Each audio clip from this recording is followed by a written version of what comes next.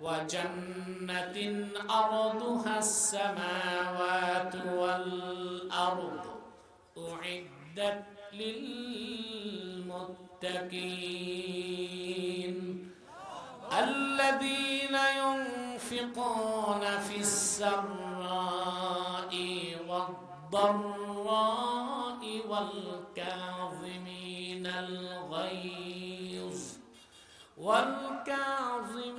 الغيظ والعافين عن الناس والله يحب المحسنين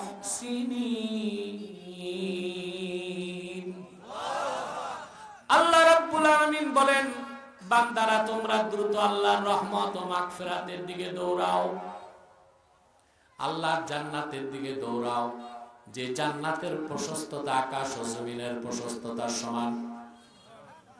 সুবহানাল্লাহ বলেন। যে জান্নাত আল্লাহ তৈরি করেছেন মুত্তাকি বান্দাদের জন্য, তারা কারা? আল্লাহ বলেন, আল্লাযীনা ইউনফিকুনা ফিস সাররাই ওয়াদ দাররা, যারা সচ্ছল অবস্থায় এবং কষ্টের সময় সব সময় দান করে, রাগকে দমন করে, অন্য মুসলমানকে মাফ করে দেয়, তারা মুহসিন বান্দা, আল্লাহ তাদেরকে ভালোবাসেন। আমরা দিন শিখছি, কথা বলে না জি, পূর্ণাঙ্গ দিনের পরিচয় আমরা পেয়েছি।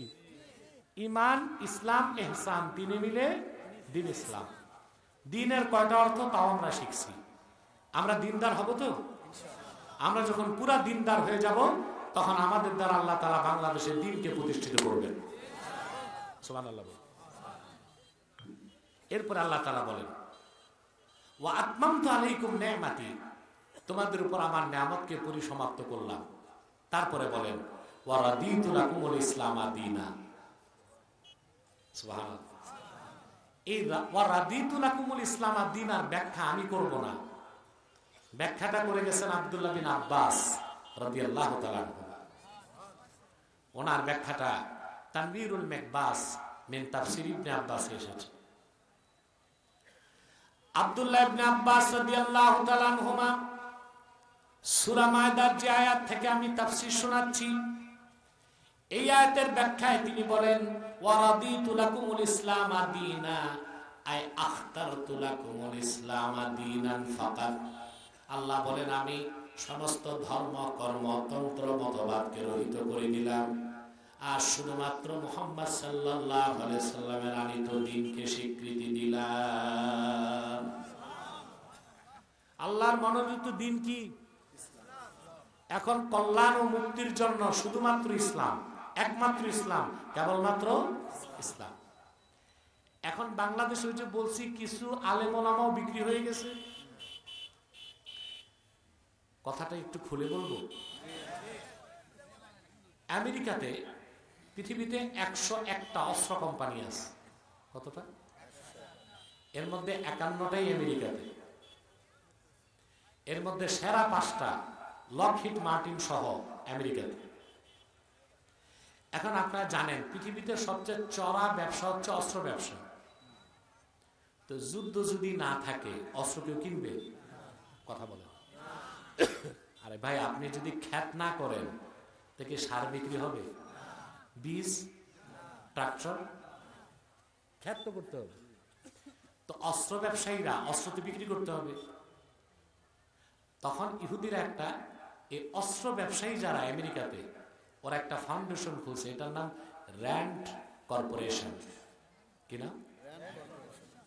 এটা চিফ এক্সিকিউটিভ হচ্ছে এক ইহুদি মহিলা। তার কাজ হচ্ছে স্টেট ডিপার্টমেন্ট এবং পেন্টাগনকে উস্কানি দিয়া পৃথিবীর বিভিন্ন দেশে আমেরিকার মাধ্যমে যুদ্ধ লাগানো। তাই আমেরিকা যুদ্ধ করে আর অস্ত্র বিক্রি হয়। এই যে মনে করেন আমেরিকার উস্কানিতে যুদ্ধ শুরু হয়েছে ইউক্রেনে, এখানে রাশিয়ার কোনো দোষ নাই। এই পর্যন্ত আমেরিকা ইউক্রেনকে অস্ত্র সহায়তা করেছে প্রায় তো $50 বিলিয়ন হবে। লাভ হইল কাদের? না, ইহুদি অস্ত্র ব্যবসায়ীদের। লস হয়েছে আমেরিকার।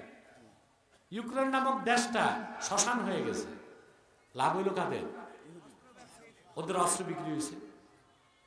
এই র্যান্ড কর্পোরেশনের আবার একটা সংস্থা আছে মুভ ফাউন্ডেশন।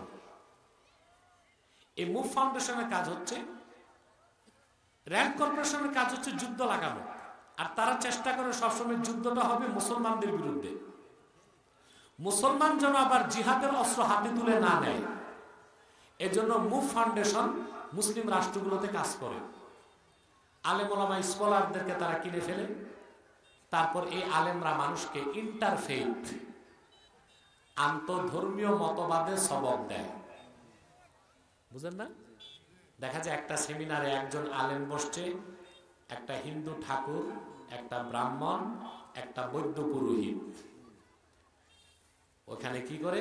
শান্তি ও সম্প্রীতি সমাবেশ। এর মাধ্যমে পরোক্ষভাবে অন্য ধর্মের কাজগুলোকে প্রচার করার সুযোগ দেওয়া হয় না। এখানেই তো ইহুদিদের চক্রান্ত। কথা বুঝেন না ভাই? এই যে মুভ ফাউন্ডেশন, তারা আবার বাংলাদেশের একজন দুইজন না, 400 আলেম কিনে ফেলছে। এরা আবার প্রচার করে মুভ ফাউন্ডেশন যে ইসলাম ইজ দ্য বেস্ট, ইসলাম সর্বশ্রেষ্ঠ। তবে অন্য ধর্মের মধ্যে ভালো কিছু থাকলে মানতে সমস্যা কি? আমি বলি, কেউ যদি বলে ইসলাম ইজ দ্য বেস্ট, সে মুসলমান হবে না। বলতে হবে Islam is the best, Islam is the last, Islam is completed by almighty Allah. ইসলাম সর্বশ্রেষ্ঠ, ইসলাম চূড়ান্ত, ইসলাম আল্লাহ পরিপূর্ণ করে দিয়েছেন। এখন শুধু ইসলাম, একমাত্র ইসলাম, কেবল ইসলাম, এর বাইরে অন্য কোন ধর্মের ভালো কিছু নেওয়া যাবে না। যাবে না? কথা বলেন। আচ্ছা ভাই, আমরা জানি না ইহুদি ধর্ম মুসা নবী আনছে? কথা বলেন। আর খ্রিস্টান ধর্ম ঈসা নবী। পশ্চিমারা ইসলাম এবং ইসলাম ছাড়া যে আরো দুটা ধর্ম, ইহুদি ধর্ম, খ্রিস্টান ধর্ম, এগুলোকে ওরা বলে সেমেটিক রিলিজিয়াস। বুঝতে পারছেন? সেমেটিক রিলিজিয়ন, আসমানি ধর্ম। কি বলে? হ্যাঁ, আসমানি ধর্ম বলে। কি বলে? আরবিতে আকাশকে বলে সামা, সামা থেকে সেমেটিক।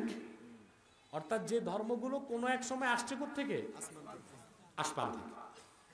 ঠিক আছে, মেনে নিলাম ইহুদি ধর্ম এক সময় আসমান থেকে আসছে, এখন তার আসমানি ধর্মটা নাই। খ্রিস্টান ধর্ম আসমান থেকে এসেছিল, এখন তার সেটা নাই, মানারও সুযোগ। আমি একটা উদাহরণ দিই। পৃথিবীতে সবচেয়ে এক্সপেন্সিভ মেডিসিন হচ্ছে ক্যান্সারের কেমোথেরাপি, ঠিক না ভাই? জার্মানের তৈরি এক বোতল কেমোথেরাপির দাম 1,20,000 টাকা। কত? কয় শিশি? 1 শিশি। এখন আপনি 1 শিশি কিনছেন 1,20,000 টাকা দিয়ে। এটার তারিখ হচ্ছে 7ই জানুয়ারি বিকাল 5টা পর্যন্ত। আগামীকাল 8ই জানুয়ারি ওই 1 শিশি ওষুধের দাম কত? 1 টাকা 20 পয়সা কেউ কিনবে? মুসা নবী আল্লাহর কাছ থেকে যে দিন এনেছিলেন শরীয়ত, ঈসার আগমনের মাধ্যমে তার ডেট ফেল হয়ে গেছে। ঈসা নবী যে শরীয়ত এনেছিলেন 1,500 বছর আগে আল্লাহর আখির নবী মুহাম্মদ সাল্লাল্লাহু আলাইহি ওয়াসাল্লামের মাধ্যমে দ্বীন ইসলামকে পাঠিয়ে আল্লাহ ঈসা কর্তৃক আনিত শরীয়তকে ডেট ফেল করে দিয়েছেন, রিজেক্টেড হয়ে গেছে। ঈসার শরীয়ত মেয়াদ উত্তীর্ণ হয়ে গেছে। এখন আর ঈসার শরীয়ত বা ধর্মের কিছু মানা যাবে না, মুসার শরীয়ত বা ধর্মের কিছু মানা যাবে না। ওয়ারাদিতু লাকুমুল ইসলাম দীনা, শুধু মুহাম্মদ সাল্লাল্লাহু আলাইহি ওয়াসাল্লামের আনিত দ্বীন ইসলামকে মানতে হবে। মেয়াদ উত্তীর্ণ কোন জিনিস ভালো হইলেও নেওয়া যাবে না। বুঝলেন? ওয়ারাদিতু লাকুমুল ইসলাম দীনা। আল্লাহ যেন আমাদেরকে কথাটা বুঝতে পারছি? ঈসা নবী যে শরীয়ত এনেছিলেন ১৫০০ বছর আগে মুহাম্মদ সাল্লাল্লাহু আলাইহি ওয়াসাল্লামের শরীয়তের মাধ্যমে আল্লাহ ঈসার আনিত শরীয়তকে রিজেক্ট করে দিয়েছেন, মেয়াদ উত্তীর্ণ করে দিয়েছেন। ওই শরীয়ত মানার কোনো সুযোগ নাই। আর ঈসা নিজেও আছে আকাশে, কিয়ামতের আগে মুহাম্মদ সাল্লাল্লাহু আলাইহি ওয়াসাল্লামের উম্মত পরিচয়ে নেমে আসবেন। আল্লাহ আমাদেরকে এই কথাগুলো বোঝার তৌফিক দান করুন। সাদাকাল্লাহুল আযীম ওয়া সাদাকা রাসূলুহুন নবিয়ুল কারীম ওয়া নাহনু আলা যালিকা মিনাশ শাহিদিন ওয়াশ শাকিরিন আলহামদুলিল্লাহি রাব্বিল আলামিন। আরে ভাই, ওয়াজ হইছে চলে যাবা, তোমরা কি আউলিয়া কেরাম নাকি? মুনাজাত লাগবে না? কথা বলেন। একটা লোক উঠার চেষ্টা করবা না মুনাজাত ছাড়া, বসে যাও। বিদায় লগ্নে প্রিয় বগুড়াবাসী, কয়েকটা কথা বলে যাই। আপনারা বিভিন্ন দল ও মতের লোক এখানে আছেন, আছেন না? দলীয় মতভেদ থাকতেই পারে, থাকুক। 3টা ইস্যুতে আমরা এক হয়ে যাব। কয়টা বিষয়? একটু ডানে চিপে ওদিক তাকায় বসে। কয়টা ইস্যু? ইসলামের সুমহান স্বার্থ রক্ষায় আমরা ঐক্যবদ্ধ হয়ে যাব। মুসলমানদের মৌলিক দাবিগুলো আদায়ে আমরা ঐক্যবদ্ধ হয়ে যাব। আর বাংলাদেশের স্বাধীনতা রক্ষায় আমরা ঐক্যবদ্ধ হয়ে যাব। মনে থাকবে? আমাদের এই 3টি স্বার্থের বিরুদ্ধে কাজ করতেছে বাংলাদেশে 3টি অমুসলিম সম্প্রদায়। এর মধ্যে সবচেয়ে জঘন্য হচ্ছে কুখ্যাত কাদিয়ানী সম্প্রদায়। নিঃসন্দেহে তারা কাফের এবং অমুসলিম। তাদেরকে যারা কাফের বলবে না, তারাও কাফের। কারণ তারা আল্লাহর আখিরি নবী মুহাম্মদ সাল্লাল্লাহু আলাইহি সাল্লামকে আল্লাহ শেষ নবী হিসেবে বিশ্বাস করে না। চিল্লায় বলেন নাউজুবিল্লাহ। মানুষকে ধোঁকা দিতে তারা মুসলমানদের মতো দাড়ি রাখে, টুপি লাগায়, নামও রাখে। তাই বলি কি মুসলমান হবে? আরে ভাই, দাড়ি রাখলে কেউ যদি মুসলমান হতে পারত, তো রবীন্দ্রনাথ ঠাকুরের চেয়ে বড় মুসলমান কে হইত? সে কি মুসলিম ছিল না মুসলিম? নাম রাখলে মুসলমান হওয়া যায়? টুপি লাগাইলে? ভারতের পার্লামেন্টে হিন্দু এমপিরাও টুপি লাগায়, মুসলমান হবে নাম রাখলে?